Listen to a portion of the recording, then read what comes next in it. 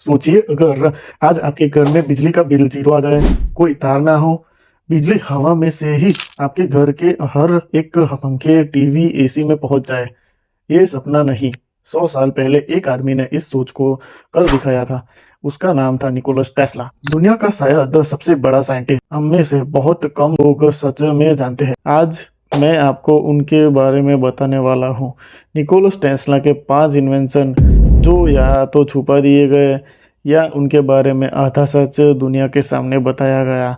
Video के आखिर में मैं आपको एक ऐसा फैक्ट बताऊंगा जो शायद आपको टेस्ला के बारे में सोचने और समझने पर मजबूर कर देगा।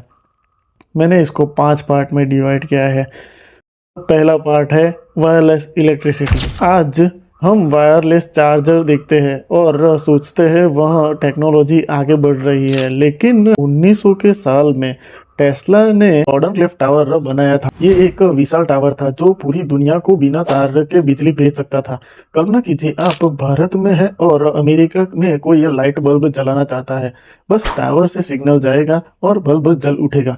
ना कोई मीटर, ना कोई बिल, ना कोई बिजली चुराने का डर। लेकिन हुआ क्या? इस प्रोजेक्ट की फंडिंग बीच में ही रोक दी गई। कहते हैं बिजली कंपनियों को डर लगता था कि उनका बिजनेस खत्म हो जाएगा। सोचो अगर ये इन्वेंशन आज हमारे पास होता तो शायद हम पेट्रोल और इलेक्ट्रिसिटी कंपनियों के गुलाम ना होते। अब दूसरा पार्ट, डेथ रे मतलब मौत की किरण। डेथ रे सुनकर आपको साइंस फाइंस मूवी की तरह लगता होगा, लेकिन ये टेस्ला ने दावा किया था कि उन्होंने एक ऐसा हथियार बनाया है जो दूर से ही किसी भी चीज को नष्ट कर सकता है। कहते हैं ये इतना पावरफुल था कि पूरी की पूरी आर्मी को कुछ ही सेकंडों में मिटा सकता था। टेस्ला ने इस इन्वेंशन को टेलीफोर्स नाम दिया था, लेकिन अजीब बात यह है कि इसके डिजाइन और ब्लूप्रिंट आज भी दुनिया के सामने नहीं आए। टेस्ला के मरते ही एफबीआई ने उनके सारे पेपर्स उठा लिए। अब सोचो अगर ये ऐसा हथियार सच में मौजूद था तो क्या आज की दुनिया इतनी भी सुरक्षित है जितनी पहले हो सकती थी और सोचा जा सकता है। Earthquake machine, third part, earthquake machine. Tesla के पास एक छोटा सा डिवाइस था जिसका नाम था मैकेनिकल आइसोलेटर। उन्होंने इसे अपने लैब में एक स्टील बीम पर लगाया तो कुछ ही देर में पूरी इमारत हिलने लगी। इतना हिलने लगी कि आसपास की बिल्डिंगें भी कांपने लगी।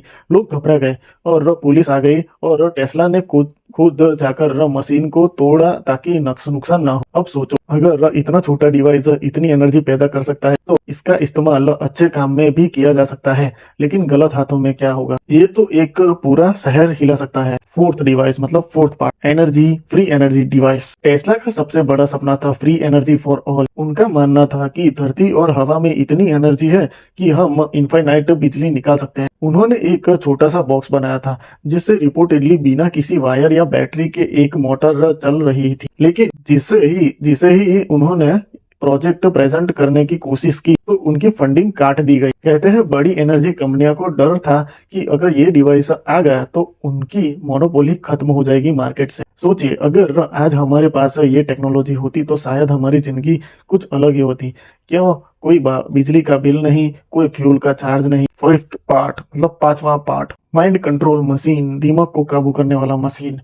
टेस्ला का एक और कंट्रोवर्शियल रिसर्च था रेडियो वेव का इस्तेमाल करके इंसान के दिमाग को कंट्रोल करना। उनका मानना था कि फ्रीक्वेंसी से इंसान के सोचने और रिएक्ट करने का तरीका बदला जा सकता है। उन्होंने इस पर एक्सपेरिमेंट भी किया। आज हम जानते हैं कि ब्रेन वेव होती है अल्फा, बीटा, गामा, लेकिन टेस्ला ने तो ये 100 साल पहले ही समझ चुके थे। अब सोचिए अगर टेक्नोलॉजी गलत लोगों के हाथ में जाए तो क्या होगा? शायद आपको लगे कि सब फिल्मों में होता है, लेकिन टेस्ला की लाइफ में फिल्म से ज्यादा ट्विस्ट थे। लास्ट अभी मैं आपको कंक्लूजन दे दूंगा। टेस्ला का आखिरी समय एक होटल के रूम में गुजरा। 1943 में उनकी मौत हुई और उनके मरते ही एफबीआई एजेंट कमरे में घुसे और सारे पेपर ले गए। कई लोग मानते हैं कि आज की मॉडर्न वेपन और सीक्रेट टेक्नोलॉजी में टेस्ला के इन्वेंशंस का हाथ है। सवाल ये है कि क्या ये इन्वेंशंस कभी दुनिया के सामने आएंगे या फिर हम हमेशा के लिए फाइलों में बंद रहेंगे? और अगर आए उनके लिए तैयार है?